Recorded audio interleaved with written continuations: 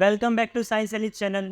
तो हमने हमारा chapter number 7 reproduction in organism चालू कर दिया है। इसकी सेकंड वीडियो है। तो हमने फर्स्ट वीडियो में पढ़ा था कि वेरिएशन कैसे होता है, कैसे रिप्रोडक्शन का प्रोसेस होता है। ठीक है, आगे हम इस चैप्टर में और डिटेल में पढ़ेंगे। अभी हम पढ़ते हैं कि इंपॉर्टेंस ऑफ वेरिएशन, यानी जो चेंजेस आते हैं रिप्रोडक्शन के वक्त बच्चे में, तो वो उसका क्या महत्व है और वो कैसे हेल्प करते हैं उसको उसकी लाइफ में। ठीक है, सबसे पहला पॉइंट देखिए। सबसे पहला पॉइंट है, देखो डीएनए इंफॉर्मेशन किस में होती है। देखो समझो एक मेल है, उसका आधा डीएनए आएगा, फीमेल है उसका आधा डीएनए आएगा और बच्चे का डीएनए फिर बनता है। ठीक है, अब देखो इसमें होगा क्या, जो डीएनए इंफॉर्मेशन है उसके हिसाब से जो बच्चे के जो सेल हैं वो प्रोटीन बनाएंगे। नए सेल बनेंगे। नए सेल बनते बनते बनते धीरे से एक पूरा का पूरा बच्चा फॉर्म हो जाएगा। अब देखो उसका जो बॉडी डिजाइन होगा वो सिमिलर होगा। सिमिलर का मतलब अपने मम्मी पापा की तरह होगा या फिर इंसानों की तरह होगा। मतलब इंसान जैसा दिखे, सीधी सी बात है, इंसानों को बच्चा इंसान जैसा दिखेगा, उसके हाथ पैर हो गया, नाक होगी, दो आंखें होंगी। ठीक है, बट नॉट आइडेंटिकल। आइडेंटिकल का मतलब है जुड़वा। अपने पूरे मम्मी पे नहीं दिखेगा, अपनी पूरे पापा जैसा बिल्कुल नहीं दिखेगा, मिक्सचर होगा। वो क्यों होता है? क्योंकि डीएनए की इंफॉर्मेशन क्या करता है, सेल डीएनए की इंफॉर्मेशन लेके प्रोटीन बनाता है, नए सेल बनाता है, फिर पूरा का पूरा बच्चा बनता है। ठीक है, सेकंड पॉइंट क्या कह रहा है? सेकंड पॉइंट कह रहा है, अब देखो जब डीएनए कॉपी होता है तब हो सकता है थोड़े से चेंजेस आ जाए। डीएनए कॉपी करते वक्त चेंजेस आ जाए, इनएक्यूरेसी आ जाए।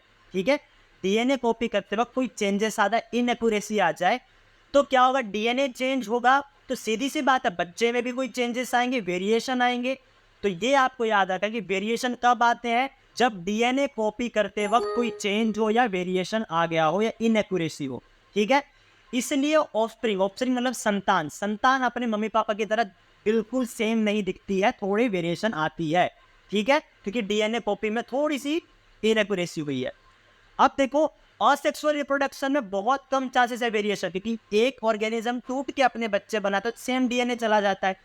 पर सेक्सुअल रिप्रोडक्शन में एक मेल होता है, एक फीमेल होती है, दोनों के दोनों आधा आधा डीएनए देते हैं, जिस वजह से वेरिएशन ज़्यादा होता है सेक्सुअल रिप्रोडक्शन में।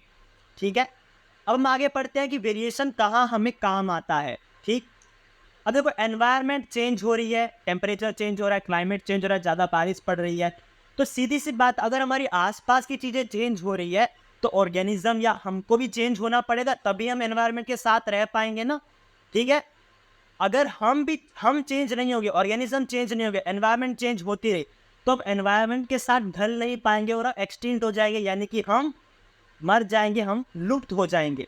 इसको एक एग्जाम्पल समझो एक छिपकली है जो गर्मी सहन नहीं कर सकती। ठीक है, और उसके जो बच्चे हैं या फिर जो दूसरे बच्चे हैं वो क्या करेंगे, वो उनमें वेरिएशन आ गया है। वेरिएशन यानी चेंज आ गया कि वो ज़्यादा धूप को सहन कर सकते हैं। अब जैसे हमको पता ही ग्लोबल वार्मिंग बढ़ रही है तो धूप तो ज़्यादा पड़ेगी। समझो एक दिन लू आ गई मतलब बहुत गर्म हवाएं चल पड़ी, तो सीधी सी बात है ये जो छिपकली है जो ज़्यादा गर्मी सहन नहीं कर सकती वो तो मर जाएगी। पर ये छिपकली जो है जिसके अंदर वेरिएशन आई है कि वो ज़्यादा गर्मी सहन कर सकती है, वो बच जाएगी, यानी कि सरवाइव कर जाएगी। तो यानी कि वेरिएशन किस चीज़ में मदद करता है? वेरिएशन सर्वाइवल में मदद करता है, जीने में मदद करता है। ठीक है, variation in some individual of species they may be able to survive the changes. ठीक है, यहाँ पे आएगा दी चेंजेस। चेंजेस से ढल के सर्वाइव कर सकते हैं वेरिएशन अगर हम में आ जाए तो। Variation in species are necessary for survival of species and their evolution. देखो अगर स्पीसीज को आगे बढ़ना है, स्पीसीज यानी कि जाति, किसी जनजाति को आगे बढ़ना है तो उसे वेरिएशन करना पड़ेगा, क्योंकि हमारे आसपास की चीजें चेंज हो रही है तो सीधी सी बात है हमें भी चेंज होना पड़ेगा। अब अगर वेरिएशन बहुत सालों तक होता है उसे हम कह देते हैं एवोल्यूशन।